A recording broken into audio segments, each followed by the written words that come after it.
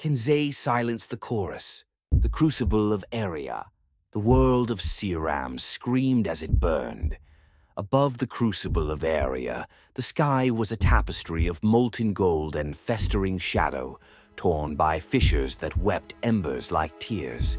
The ground trembled, split by chasms where Aeria's blood, molten and alive, pulsed in defiance of the end. This was no mere collapse.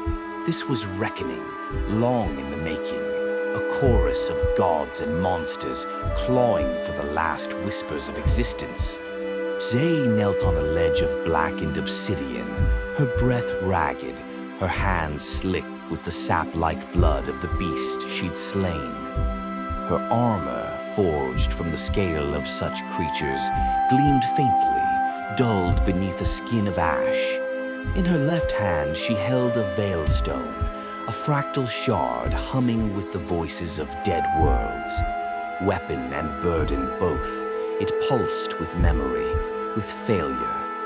Her right hand gripped the hilt of a dagger woven from shadow and sorrow, its edge sharp enough to cut fate itself.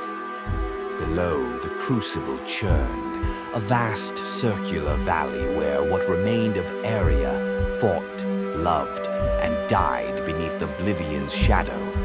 Towers of bone and crystal jutted from the earth, etched with glyphs that flickered like dying stars. Mages checked crumbling defenses. Blacksmiths hauled weapons to weary soldiers. Children traced sigils in ash, their eyes glowing with a purpose Zay no longer understood. This was the last city, the stubborn, the unbroken, and it was hers to lead. The air thickened, dust, decay, dread. Zay turned her gaze to the dawn spire, a monolithic needle of opalescent stone rising from the crucible's heart. It was the final anchor of the radiant veil, the lattice of magic that once held worlds like threads in a tapestry. Now it frayed, strands snapping one by one, as the Chorus of Grotesque, a cacophony of disembodied voices, spilled from the fissures above. The chorus wasn't sound, it was will. It unraveled reality with every note. A shadow moved beside her, silent as a held breath. Jeff, Archmage of Trials Keep, a city now dust, stepped into view. His cloak of woven dusk faded into the haze. His face was a map of scars, each a story stolen from death. Stories he still told, though none could save the world. In his hands he held a tome that bled ink and whispered truths. Once her mentor, he had taught her to wield the Veilstone. Now he was a ghost of that man, his faith burned to ash.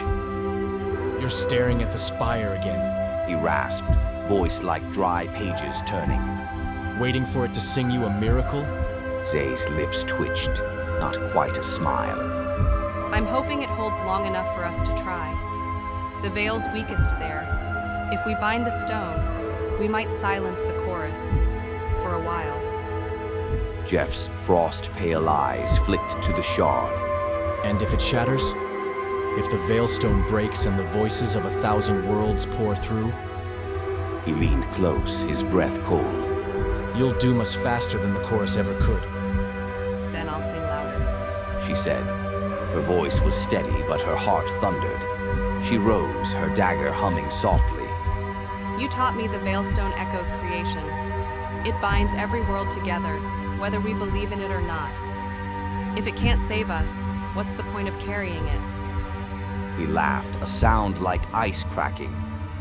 You're still so young, Zay. Creation's a cruel muse. It builds, it breaks, it doesn't care. The gods turned away long ago.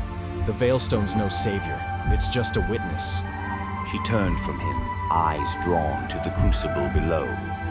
A grotesque breached the barrier, its maw unhinging to devour light. But the veil flared, vaporizing it before it could pass. Her breath caught. How many more can the veil hold?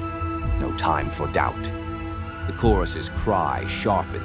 The dawn spire shuddered, glyphs flaring in warning. We move now, Zay said, stepping toward the edge.